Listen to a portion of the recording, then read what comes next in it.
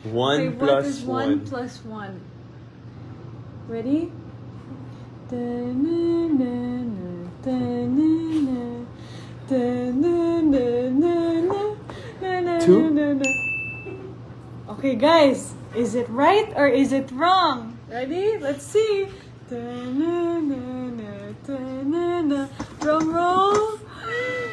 Mali. What is it? Tatlo. Ay, wait, no, apat.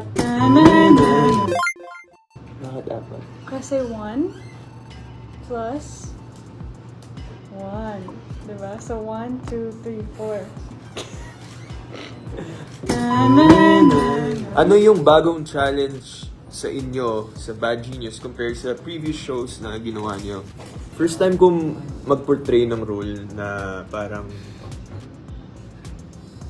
hindi mabait or parang kailangan ko maging medyo kontrabida na kailangan mang-bully kay Jai, kay Bang.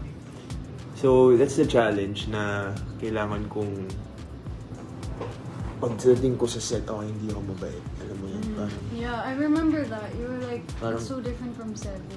kailangan kong maging, yung kayabangan, mayabang. So, You did good. thanks. Yeah. My biggest challenge was playing the sensitive scenes. Okay.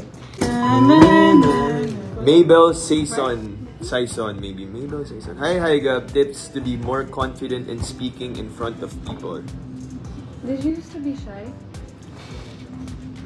I used to be shy when I was in the US. When I moved, I was already 13 or 12. Then I have to switch to other language, which is English. Actually, alam mo, just be confident, kumpiyansa. If may masasabi man sa'yo yung mga tao, it's okay.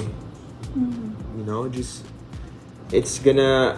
more you practice, the more you learn. Because you only live once. Short lang yung, you only live once, maiksi lang yung buhay natin. And nasa huli yung pagsisisi kung hindi mo ginawa, diba?